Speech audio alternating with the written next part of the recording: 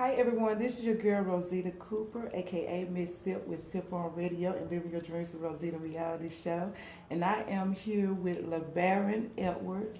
No. He's a financial literacy specialist and he teaches people how to make their money work better for them. Exactly, Yes. exactly.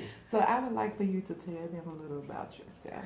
Well, first and foremost, for those of you who happen to be watching who are from New York City, I'm from Brooklyn representing.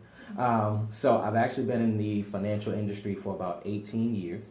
I actually help people understand really main things. Number one, making sure if God forbid you die too soon, your family's not financially devastated.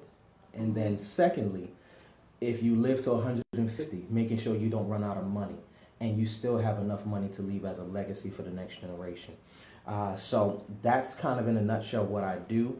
And I love doing it. I love the fact that I can sit down and educate people on how to understand the game of money, how to understand how the financial system works in this country, how insurance works, how the stock market works, things of that nature, how to invest for your future, how to get your kids to college without taking out loans, and a bunch of different things that I educate people on. So that's in a nutshell. I mean, I'm married almost 24 years. I have 4 children, and I live life, man, and I love it. So that's me.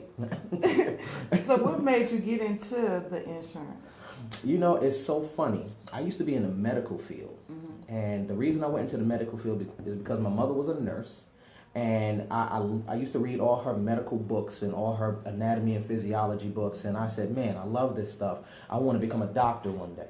So I didn't become a doctor because that's a lot of schooling and a lot of money to be in debt. So I went to be a medical assistant. I worked in surgery. And I became dissatisfied with the medical field. I thought the medical field was about helping people. I found out it's all about the green and not about the human beings. Exactly. So I became dissatisfied and I started looking for something else. And I found financial services. I found that I can help people still, but not have to deal with the politics of working in a hospital and things of that nature. And I can still affect them mentally as well as physically by helping them alleviate the stress of their financial situation. So that's why I came into the financial industry. Okay. Well, you know, on my show, Living Your Dreams with Rosita, I have a part of the interview to where I want people to tell a story or a testimony that happened in their life that made them want to quit, but they got out of it. They got away from it. They got through it. You know. So, do you have one of those stories? How many do you need? Early on in my career, it was challenging because first of all, I had no experience in finance. I was in the medical field. I had medical experience. So it was a learning curve, a steep learning curve that I had to go through.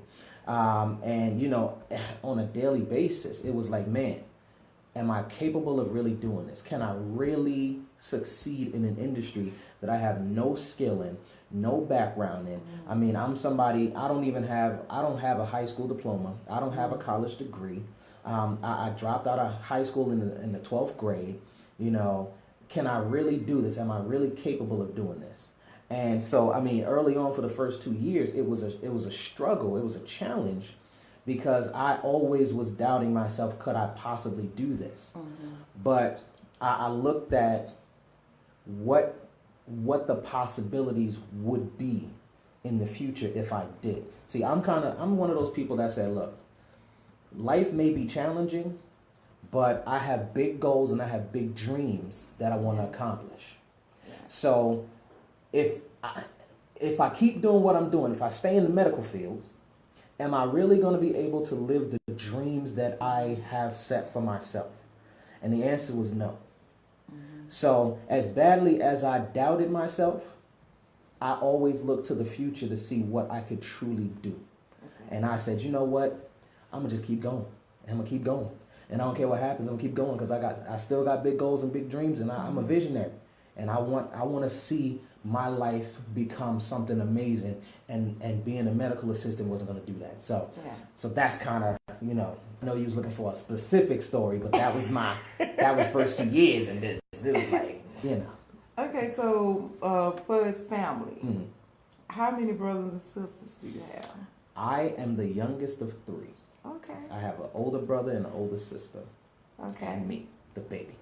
You know. Okay, and your mother and fathers, were they together growing up? Actually, no. My mom's a single mom.